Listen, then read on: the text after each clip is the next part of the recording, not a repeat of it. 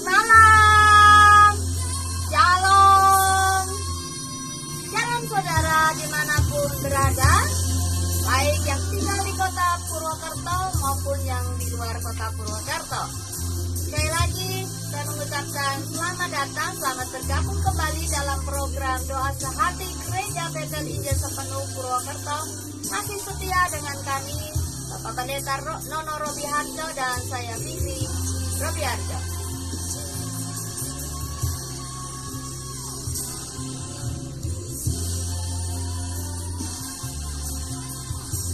Dan Bapak Ibu Saudara, bagaimana kabar kalian hari ini? Kiranya hari ini diberkati Tuhan dengan luar biasa ya, baik dalam pekerjaan, dalam aktivitas sehari-hari, dalam rumah tangga, dalam keluarga, kesibukan mengurus anak. Kiranya dan percaya ada nyata sekali pertolongan Tuhan atas kehidupan kita sekalian. Dan mari kita sama-sama menikmati hadirat Tuhan, kita menikmati perjumpaan kita pribadi dengan Tuhan malam hari ini.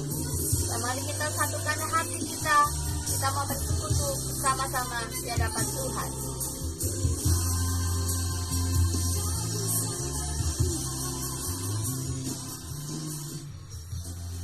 Mari kita mempersiapkan hati kita mengarahkan mata kita, pandangan kita, telinga kita kepada Tuhan. Kita datang kepada Tuhan dengan sepenuh hati kita. Biarlah apapun yang terjadi hari-hari ini, mungkin keadaannya berat, sulit dan menyesakkan, tetapi satu hal yang kita percaya, Tuhan tidak pernah terlambat untuk menolong kita sekalian. Waktu Tuhan, waktu yang terbaik. Bila kau izinkan sesuatu terjadi, ku percaya semua untuk kebaikanku. Bila nanti telah tiba waktumu, ku percaya kuasa-Mu memulihkan hidupku. Waktu Tuhan pasti yang terbaik, walau kadang tak mudah dimengerti. Lewati cobaan, ku tetap percaya waktu Tuhan pasti yang terbaik.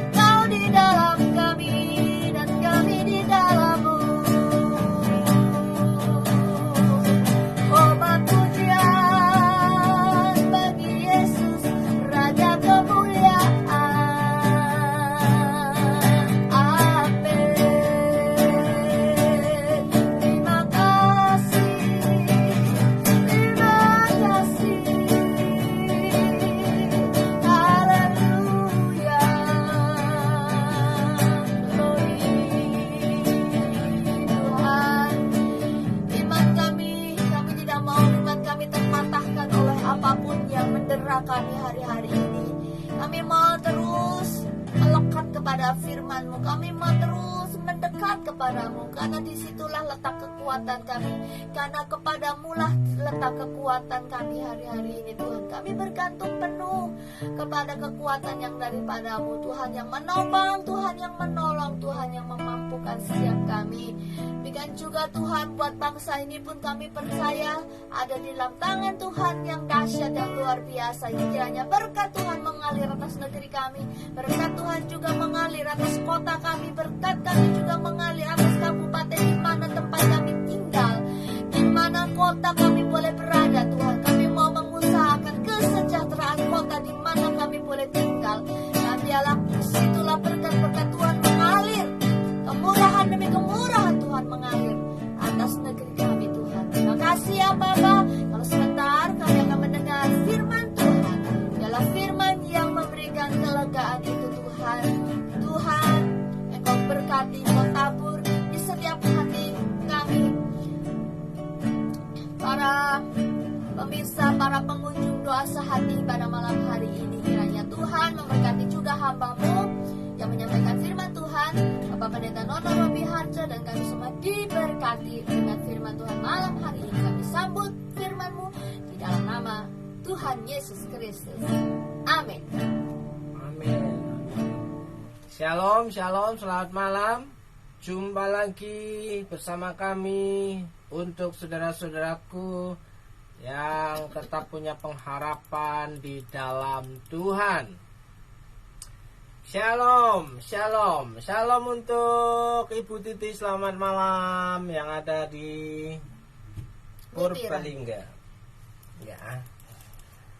Shalom untuk Ibu Nugra, juga bersama dengan Mas Dimas yang ada di Purwokerto. Shalom untuk Bu Yuli. Shalom untuk saudara-saudaraku yang dikasih Tuhan. Malam hari ini Kak Victor, selamat malam.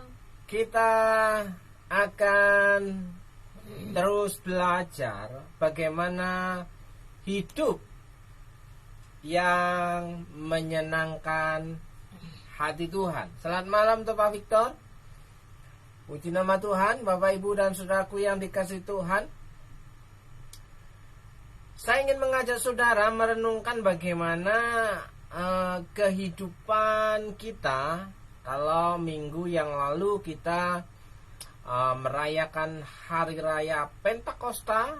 Ya, Hari Raya Pentakosta dalam kalender gereja, dalam kekristenan adalah hari raya di mana Roh Kudus dicurahkan 50 hari pasca hari kebangkitan.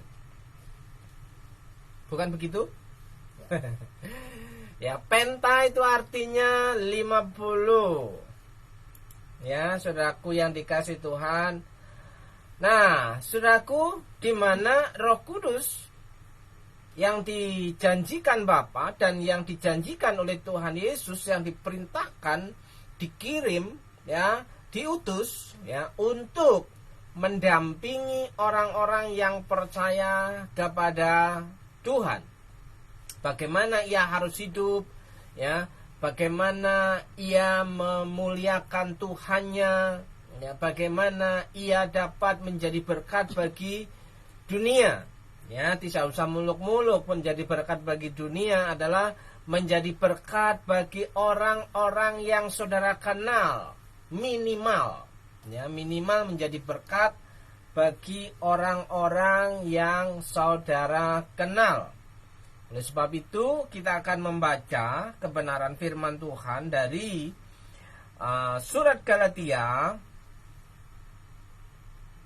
Surat Galatia ayat yang ke-24, 25, 26. Galatia berapa? Galatia 5. Ayat 22, 22, ayat 24. ganti-ganti ya. 24, 24, 25, 26 dulu, saudaraku yang dikasih Tuhan. Saya mau bacakan untuk saudara, ya, surat Galatia pasal yang kelima, ayat yang ke-24. Barang siapa menjadi milik Kristus Yesus, ia telah menyalibkan daging dengan segala hawa nafsu dan keinginannya. Jikalau kita hidup oleh Roh, baiklah hidup kita juga dipimpin oleh Roh. Dan janganlah kita gila hormat, janganlah kita saling menantang dan saling mendengki. Demikian pembacaan pertama renungan kita malam hari ini. Bagaimana Rasul Paulus memberikan surat kiriman kepada jemaat di Galatia, di mana ayat yang ke-24, barang siapa menjadi milik Kristus Yesus, ia telah menyalibkan daging dengan segala hawa nafsu dan keinginannya. Mungkin ini adalah sesuatu yang kalimat bahasa kiasan, di mana keinginan daging itu keinginan yang seperti apa. Sementara ayat yang ke-25, jikalau kita hidup oleh Roh, baiklah hidup kita juga dipimpin oleh Roh. Berkenaan dengan Paskah Pentakosta, saudaraku yang dikasih Tuhan, orang-orang Kristen ya adalah orang-orang yang dimeteraikan dengan Roh Kudus. Orang-orang yang menjadi pengikut Yesus adalah orang-orang yang didiami oleh Roh Kudus. Orang-orang yang menjadi anak Allah adalah orang-orang yang percaya kepada nama Yesus. Dan orang yang percaya kepada nama Yesus itu adalah orang yang menjadi dikatakan bait Roh Kudus, di mana Roh Kudus tinggal diam dalam kehidupan orang yang percaya kepada Yesus. Nah, saudaraku yang dikasih Tuhan, kita melihat bahwa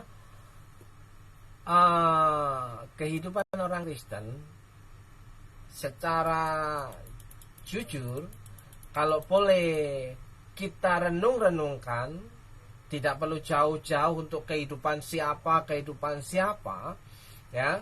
Kehidupan kita masing-masing dalam mengiring Tuhan Yesus harusnya hari demi hari mengalami pembaruan demi pembaruan hidup, ya.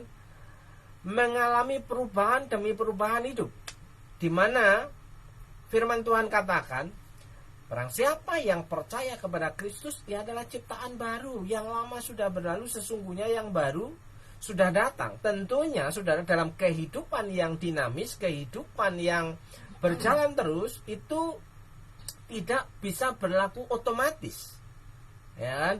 Perubahan karakter itu tidak bisa berlaku otomatis, karena karakter itu dimulai dari pemahaman, dimulai dari kebiasaan yang dilakukan terus menerus, ya kan? Orang yang memahami satu kebenaran, dia belajar melakukannya, dilatih melakukannya, mengalami perubahan tindakan dalam kehidupannya, diteruskan terus-menerus, dilatih terus-menerus menjadi sebuah kebiasaan yang dilakukan terus-menerus akan menjadi sebuah karakter. Seperti halnya orang yang terbiasa gosok gigi, ya. Orang yang terbiasa gosok gigi itu tidak usah disuruh, ya. Pasti hampir tiap hari minimal 1 kali itu gosok gigi, tidak perlu disuruh. Karena apa? Kebiasaan yang dilatih terus menerus. Kalau ya tidak gosok gigi 1 hari, mambu. Bukan hanya mambu, ya, tapi rasanya ganjel, ganjel dan licin, ya kan? Ada sesuatu yang menempel dalam gigi-gigi kita, saudaraku yang dikasih Tuhan. Makanya ketika kebiasaan setiap pagi itu gosok gigi, maka besok bangun pagi pun ya akan juga melakukan hal yang sama, menjadi karakter, ya kan? Kecuali orang yang oh ya, aku tadi sudah gosok gigi belum ya? Itu biasanya terkamir oleh kopi atau teh. Ya. Biasanya gosok giginya itu diganti dengan minum kopi. Oke, selamat malam untuk Pak Musi yang sudah hadir dari Kota Solo. Pengalaman bersama Yesus harusnya perubahan hidup kita, ya. Puji nama Tuhan. GBS Pintu Iman Surakarta, ya kan? Pengalaman hidup, ya, mengenal Tuhan, pengalaman hidup bersama dengan Tuhan Yesus, ya, mengalami perubahan kehidupan dari hari ke hari. Dan perubahan itu dimulai dari diri sendiri. Tidak perlu menuntut orang lain untuk berubah lebih dahulu, tapi dimulai dari diri sendiri. Tapi seringkali kita terganjal, ya. Kita seringkali terganjal dengan pandangan mata kita. Kenapa orang itu seperti ini sih? Kenapa orang itu seperti itu sih? Ya. Kenapa? Tapi lupa bahwa kita sendiri tidak mengalami perubahan hidup. Ya, itu seringkali manusia daging itu menguasai kehidupan. Sekali lagi, manusia daging itu sulit dipahami oleh orang yang tidak mengenal Allah. Manusia daging itu sulit dipahami oleh orang yang belum menerima keberadaan Roh Kudus dalam hidupnya. Jadi manusia daging adalah manusia lama. Manusia daging adalah tabiat lama, ya, karakter atau tabiat rendahan. Kalau kita melihat dalam terjemahan yang lain, bahwa manusia lama, manusia daging itu adalah tabiat yang rendah, katakan, ya. Tabiat yang rendah itu ya bukan tabiat yang tinggi. Nah, maksudnya tabiat rendah dengan tabiat tinggi itu yang seperti apa? Gimana menurut Pak Musi? Ya kan? Seringkali kita cenderung memikirkan orang lain mengalami perubahan, tapi sulit untuk memikirkan untuk diri sendiri bagaimana hidup mengalami perubahan. Harusnya orang yang berjumpa dengan Tuhan, orang yang mengalami Tuhan Yesus secara pribadi, hidupnya akan menjadi baru, hidupnya akan berubah. Nah, saudaraku, hidup yang dipimpin oleh Roh. Nah, seringkali ini sulit diterjemahkan dalam bahasa manusia. Ya, karena konteksnya adalah bahasa Roh, ya, bahasa Roh Kudus, ya. Nah, kalau memahami keberadaan Roh Kudus dalam kehidupan kita, Roh Kudus itu yang akan menggerakkan, mendorong hati nurani seseorang untuk melakukan apa yang Tuhan sukai, ya.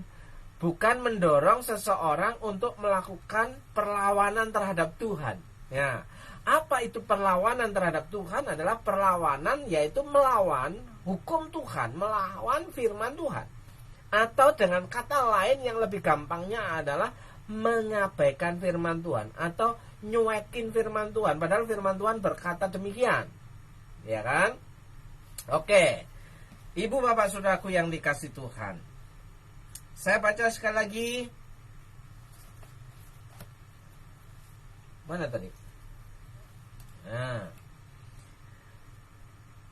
Barang siapa menjadi milik Kristus Yesus, ia telah menyalibkan daging. Manusia lama disalibkan.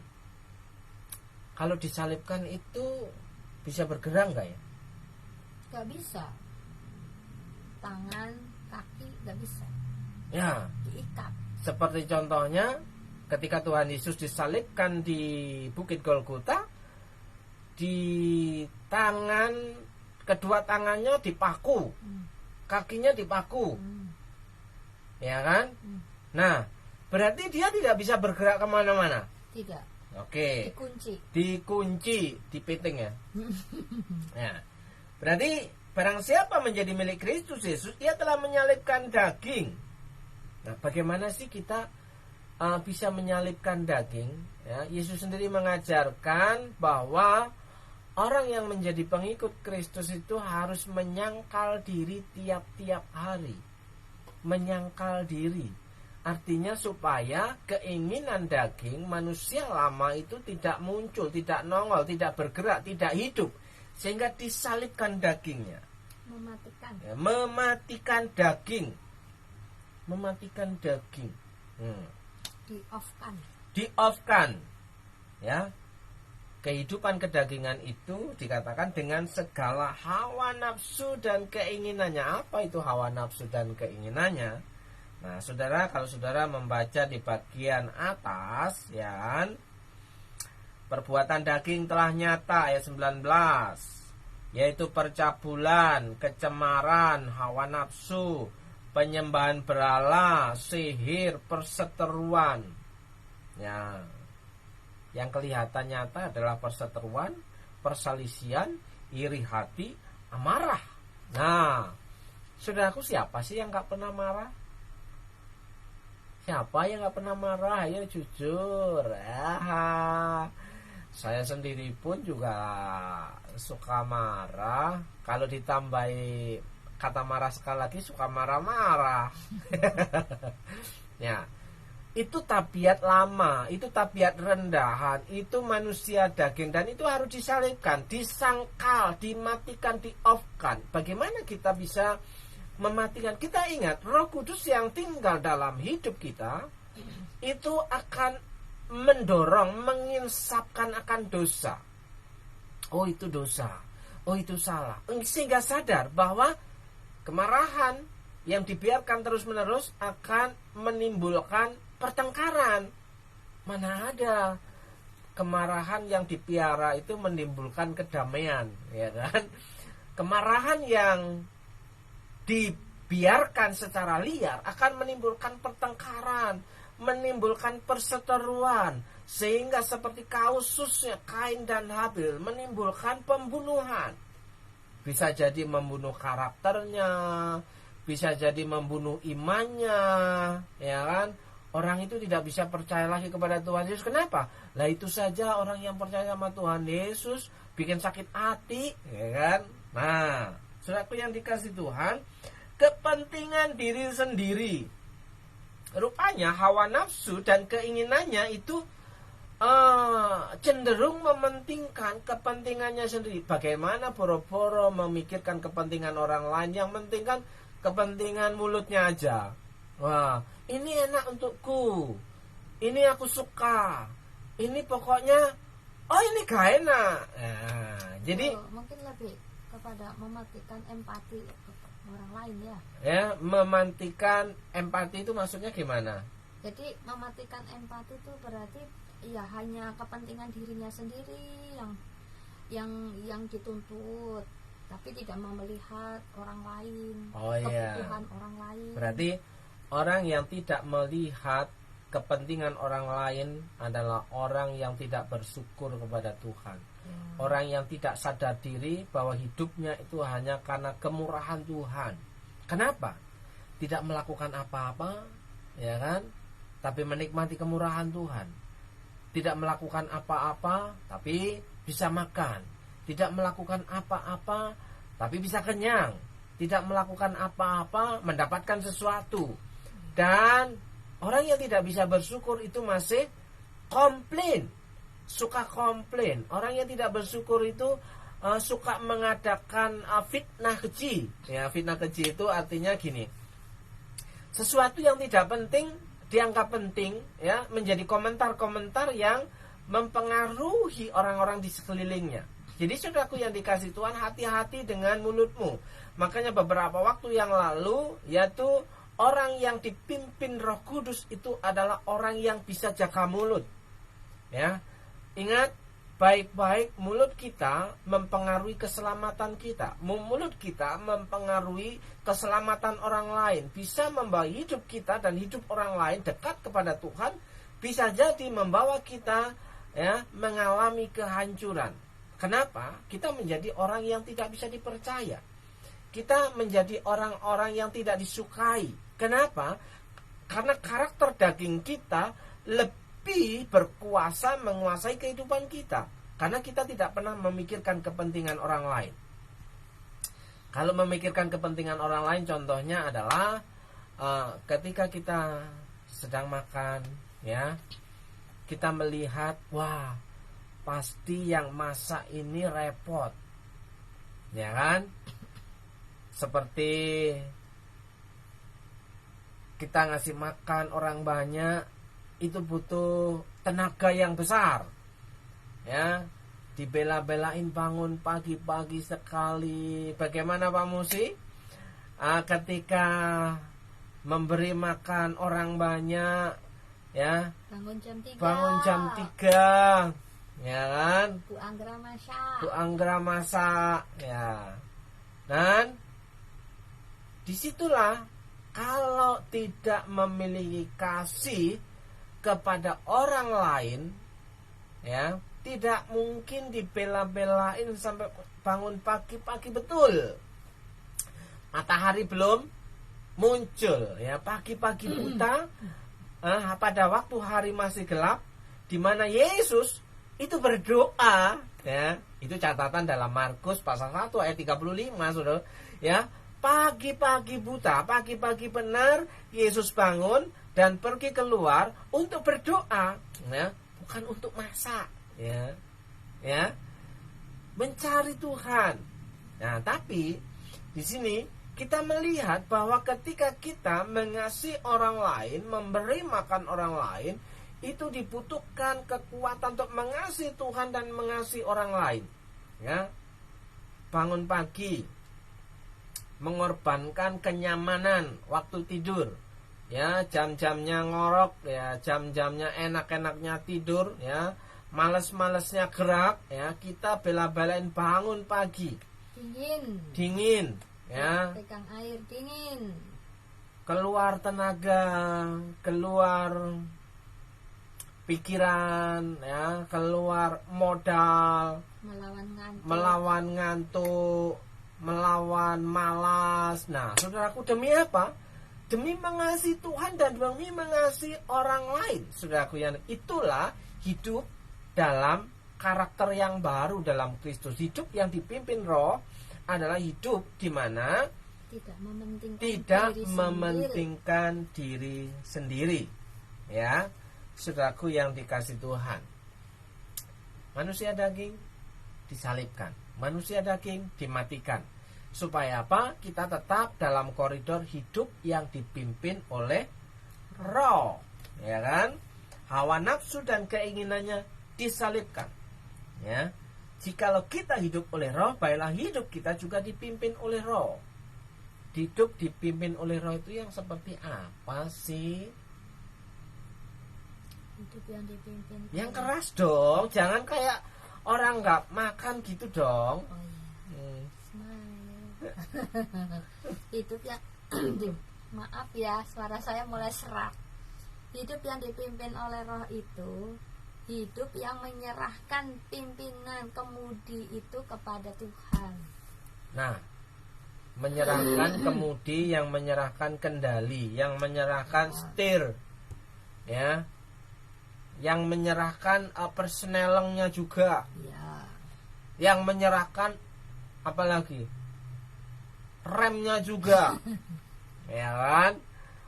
Yang menyerahkan juga sennya juga, sen ke kanan, sen ke kanan kita belok kiri. Nah, saudaraku, hidup yang dipimpin Roh itu adalah hidup dalam kendali Roh.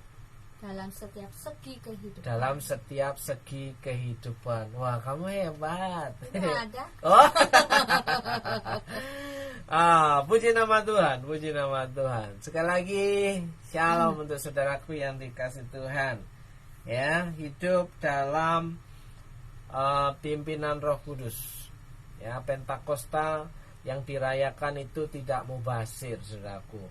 Pentakosta yang dirayakan itu hanya sebuah seremonial, tapi Pentakosta yang sesungguhnya adalah perubahan hidup orang-orang yang percaya kepada Yesus.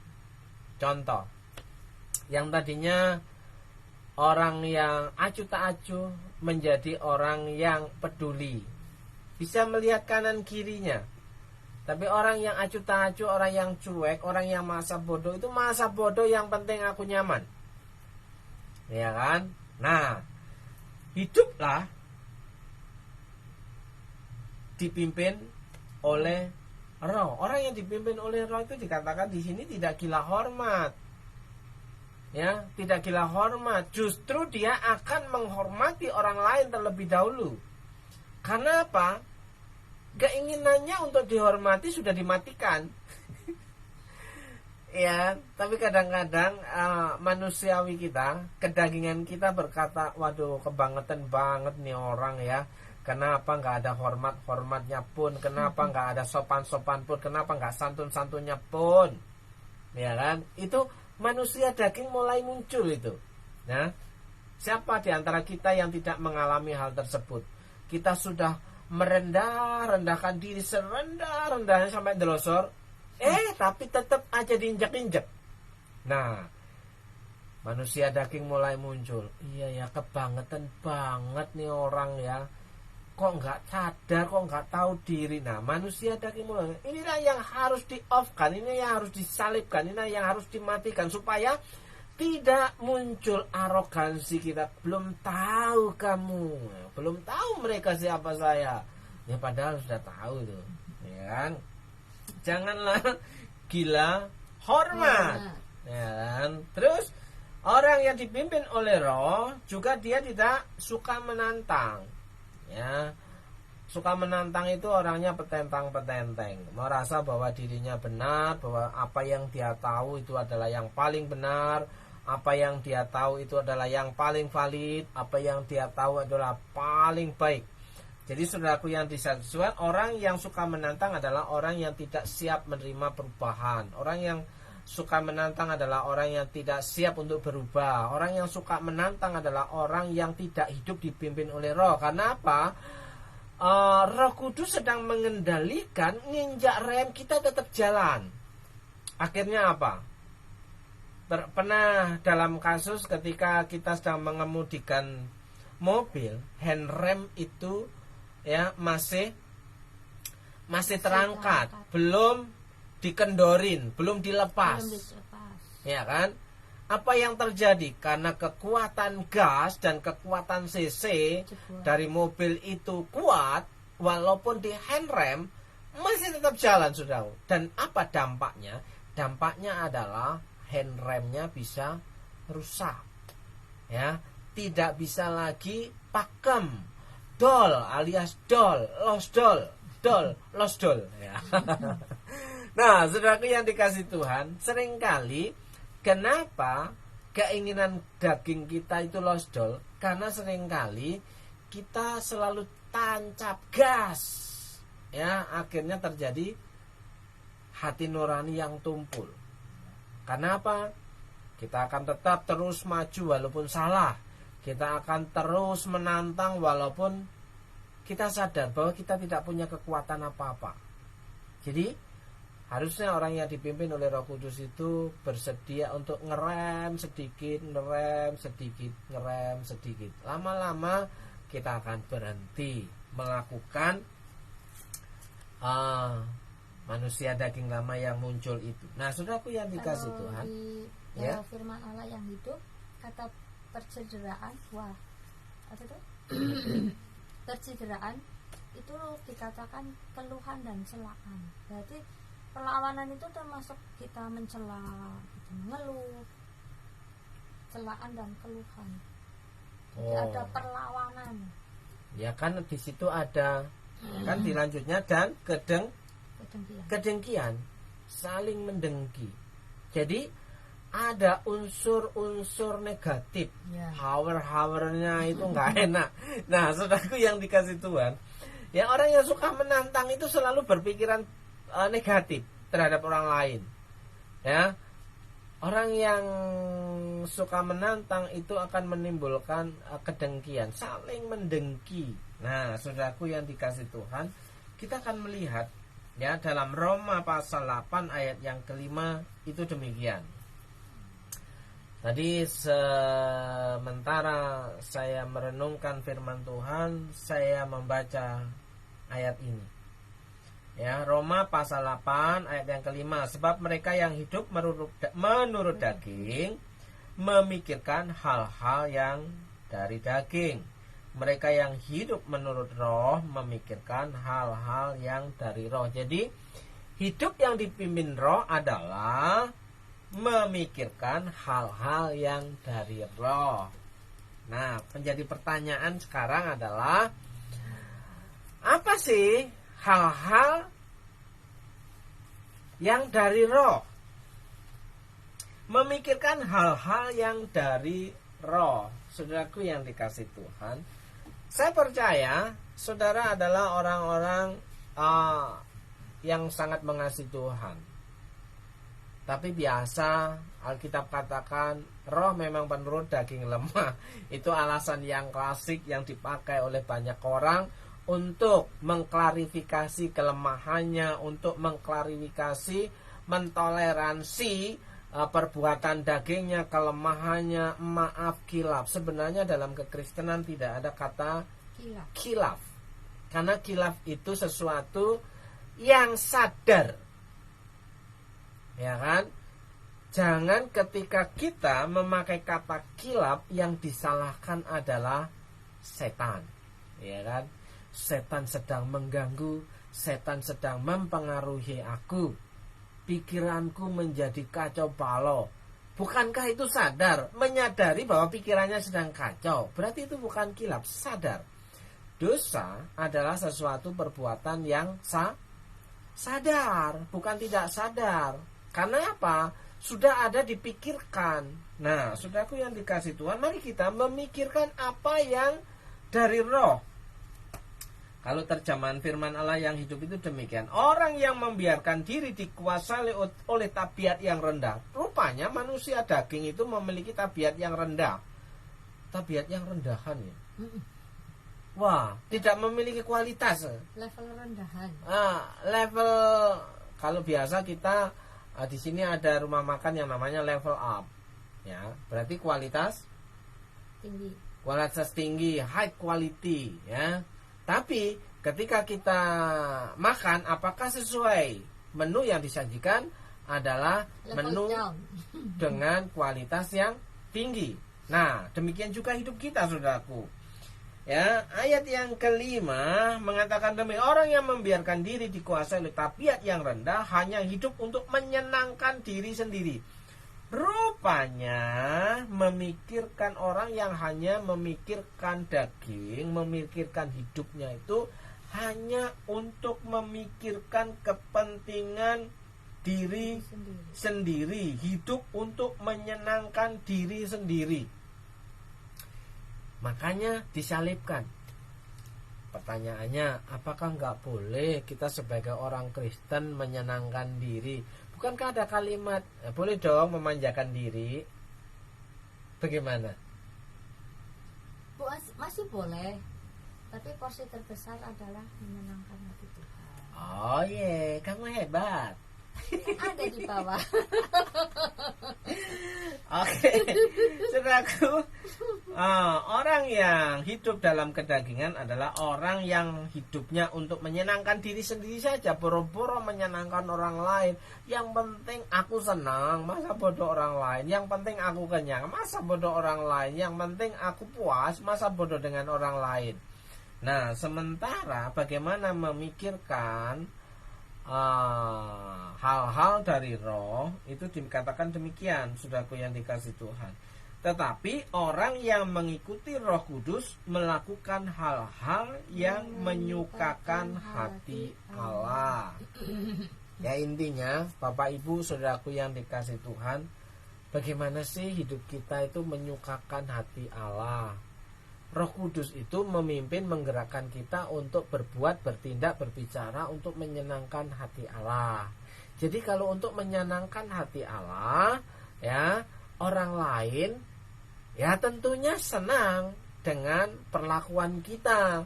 Karena kita dasarnya adalah untuk menyukakan hati Allah, membuat hati Tuhan itu senang. Lah kalau Tuhan aja senang, masa orang lain tidak senang? Ya kan? Itu hidup yang dipimpin oleh roh. Jadi biarkan Roh Kudus itu bekerja supaya tidak mubazir. Roh Kudus sudah tinggal dalam kehidupan kita, kita anggurin dong. Ya, jangan bilang kasihan. Kita kurang ajar itu namanya. Jangan mematikan roh, tapi jangan yang dimatikan roh. kedagingan. Yang dimatikan kedagingan kita.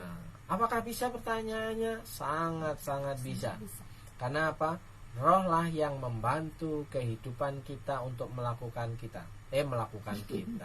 Melakukan perbuatan-perbuatan yang menyenangkan hati Allah. Ingat, firman Tuhan yang mengatakan segala perkara dapat kutanggung di dalam Dia yang memberi kekuatan kepadaku di dalam Tuhan Yesus Kristus. Nah, saudaraku yang dikasih Tuhan, malam hari ini sharing kita adalah bagaimana menyenangkan hati Tuhan. Bagaimana Tuhan disenangkan. Bagaimana hidup kita mengalami perubahan hidup. Hidup dalam pimpinan Roh Kudus, ya. Hidup dalam pimpinan Roh Kudus itu artinya hidup tidak hanya untuk menyenangkan diri sendiri, ya. Tapi hidup yang memberikan prioritas menyenangkan Tuhan dulu, maka hidup kita akan senang. Tapi kalau kita menyenangkan diri sendiri dulu, belum tentu Tuhan senang. Jadi, untuk mendapatkan kesenangan hidup, saudaraku, hidup yang dipimpin Roh adalah bagaimana membuat Tuhan senang, dan Tuhan akan, ya kan, memberkati hidup saudara dan saya. Dan jangan lupa, apabila kita mengaktifkan Roh Kudus di dalam hidup kita, artinya membiarkan Roh Kudus memimpin hidup kita, maka saat kita mengaktifkan Roh Kudus itu, maka akan mendatangkan perubahan karakter kita menjadi karakter-karakter seperti Kristus. Ya, hari ini kita tidak membaca, tidak membahas buah-buah roh, ya. Buah roh ada berapa? Ayat 21 dan ayat 22. Silakan dibaca. Seringkali kita terlanjur berkata buah-buah roh, padahal di Alkitab katakan buah roh. Buah roh. Ya, buah roh itu sudah jamak, ya kan? Tidak buah-buah roh. Jadi hidup yang menunjukkan, menampilkan buah roh. Jadi buah roh itu ada apa aja? Kasih, sukacita, damai sejahtera, kesabaran, kemurahan, kebaikan, kesetiaan, kelemah lembutan, penguasaan diri. Nah, hari-hari ke depan kita akan coba membahas tentang buah roh. Ya, ada 9 buah roh di situ. Jadi, di mana buah roh itu hasil dari pengenalan seseorang secara pribadi kepada Tuhan Yesus, sehingga Roh Kudus itu memimpin hidupnya untuk menyenangkan hati Tuhan di sepanjang hidupnya. Jadi orang yang dipenuhi Roh Kudus itu tidak egois. Orang yang dipenuhi Roh Kudus itu bisa ngaku salah. Jangan sampai kita nyanyi wong salah ora gelem ngaku salah, suwe-suwe ya ora betah toh, ya kan? Makanya timbul pertengkaran, timbul percekcokan, timbul kemarahan. Karena apa? Merasa seseorang itu dirinya selalu benar, ya. Ingat, yang selalu benar adalah Tuhan Yesus, ya kan? Sekali lagi ingat, yang selalu benar adalah Tuhan Yesus. Jadi kita sebagai muridnya Tuhan Yesus harusnya sering-sering ngaku salah, supaya apa? Menjadi benar seperti yang Tuhan mau. Oke, Bapak Ibu dan Saudara, kita akan berdoa. Berdoa untuk Bapak Ibu dan Saudaraku yang dikasih Tuhan. Malam hari ini, selamat malam untuk saudara-saudaraku yang dikasih Tuhan yang sudah bergabung. Siapapun saudara yang hari ini sudah hadir, ya, mari kita sama-sama belajar membuka hati. Mari kita sama-sama belajar membuka pikiran. Mari kita sama-sama belajar membuka mata. Apakah kehidupan kita itu memikirkan hal-hal yang dari roh, memikirkan apa yang Tuhan membuat hati Tuhan senang. Mari kita sama-sama merenungkan hal itu. Apakah hidup kita semakin hari semakin mengenal Tuhan, atau semakin hari semakin jauh dari Tuhan? Ya, Berdasarkan pengalaman kehidupan kita dari tahun ke tahun, berarti semakin hari semakin lama kita mendapatkan kemurahan berkat Tuhan. Tapi justru kebanyakan dari kita yang mengaku orang Kristen, semakin hari semakin lama justru banyak yang meninggalkan Tuhan. Ya, justru banyak yang mengalami kemerosotan. Justru banyak yang mengalami keguguran dalam imannya.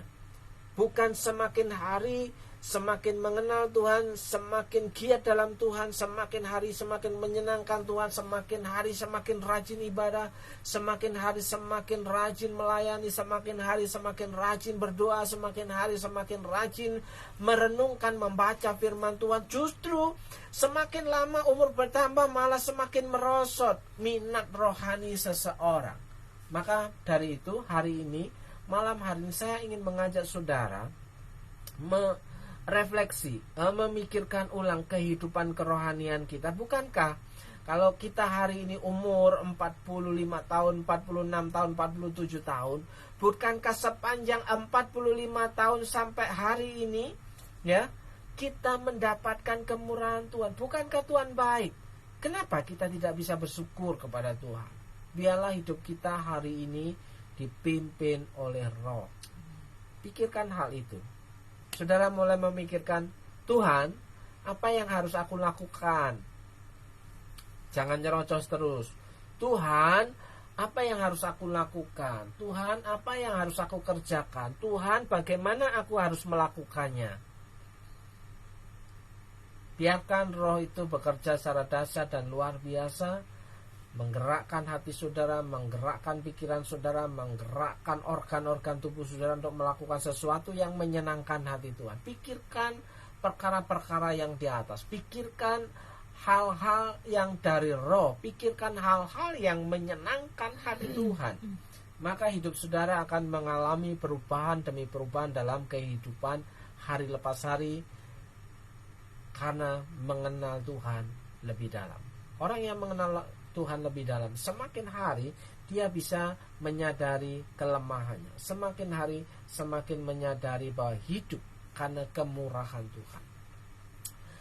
Saudaraku yang dikasihi Tuhan, malam hari ini saya berdoa untuk saudara, untuk Bu Yuli, kiranya Tuhan memberikan kekuatan yang luar biasa, memberikan kesehatan, memberikan kasih dan karunia-Nya tergenapi dalam kehidupanmu. Diberikan kesehatan untuk tetap dapat bekerja, berkarya, melayani Tuhan, melayani banyak orang. Dalam berkat nama Yesus, diberkati hidupmu, diberkati anak-anakmu, diberkati pekerjaan, diberkati apa yang sedang engkau inginkan, sehingga keinginanmu selaras dengan keinginan Tuhan. Keinginanmu menyukakan hati itu. Dalam berkat nama Yesus, berkat yang tidak lazim itu diperintahkan mendatangi hidupmu dalam berkat nama Tuhan Yesus. Berdoa juga untuk Bu Titi dan keluarga. Kiranya tangan kasih Tuhan menyertai kehidupan keluarga Bu Titi dalam berkat nama Tuhan Yesus. Diberkati rumah tangga, keluarga, anak-anak, ya, pekerjaan. Berdoa juga untuk Mbak Putri semakin hari kesehatan semakin baik, dipulihkan sehingga dapat mengawal anak cucu menantu untuk dapat mengiring Tuhan dengan benar dan menyenangkan. Dalam berkat nama Yesus, diberkati keluarga Bu Titi, diberkati anak-anak, diberkati usahanya dalam berkat nama Yesus. Berdoa untuk Pak Musi dan GBS Pintu Iman. Kiranya Tuhan memberkati Pak Musi bersama dengan istri, bersama dengan anak-anaknya, untuk dapat dipakai Tuhan untuk tetap kuat melayani pekerjaan Tuhan di GBS Pintu Iman Surakarta, juga bahkan dipakai untuk memberkati kota. Tuhan memberkati Pak Musi dan keluarga. Tuhan memberkati jemaat yang dilayani. Tuhan memberkati pekerjaan. Tuhan memberkati anak-anak dalam berkat nama Tuhan Yesus. Tuhan juga memberkati keluarga besar orang tua, ibu dan mama. Tuhan memberkati dengan kesehatan dan damai sejahtera. Dalam berkat nama Tuhan Yesus Kristus. Berdoa untuk Mbak Nugrah Hani Puspitasari bersama dengan keluarga, bersama dengan Mas Dimas, bersama dengan Salom, bersama dengan Silo. Kiranya berkat kemurahan Tuhan menjadi bagianmu. Tuhan memberkati keluarga dan rumah tanggamu. Tuhan memberkati anak-anakmu. Tuhan memberkati seisi rumahmu. Tuhan memberkati kesehatanmu dalam berkat nama Yesus. Tuhan memberkati pekerjaan-pekerjaanmu. Berkat yang baru Tuhan perintahkan mendatangi kehidupanmu. Bahkan berkat yang tidak lazim engkau menerimanya dengan yang tidak terduga-duga. Dalam berkat nama Yesus, kiranya Tuhan memberi engkau kekuatan untuk tetap percaya bahwa di dalam Tuhan ada harapan-harapan yang baru. Dalam berkat nama Yesus. Berdoa untuk Pak Victor dan keluarga, untuk Bu Erlina, untuk Charles, Owen, Noni. Kiranya Tuhan memberkati keluarga dan rumah tangga Pak Victor. Tuhan memberkati anak-anak Pak Victor. Tuhan memberkati pekerjaan-pekerjaan Pak Victor. Tuhan memberkati seisi rumah. Tuhan memberkati dengan melimpah dalam berkat nama Yesus. Kekuatan kesehatan menjadi bagianmu, ya, diberkati usaha dan pekerjaannya dalam berkat nama Tuhan Yesus. Terima kasih Tuhan, pada malam hari ini kami percaya bahwa ketika kami menyenangkan diri sendiri, kami melupakan Tuhan. Tapi ketika kami mau bersedia untuk menyenangkan, menyukakan hati Tuhan, maka kami masih dapat mengingat diri kami sendiri. Terima kasih Bapa, di dalam berkat nama Yesus kami percaya bahwa Engkau adalah Allah yang setia, Allah yang hebat, yang sanggup memberkati umat-Mu yang setia. Dalam berkat nama Yesus, saudara yang percaya katakan amin, amin, amin. Shalom, selamat malam. Tuhan memberkati Bapak, Ibu, dan Saudara.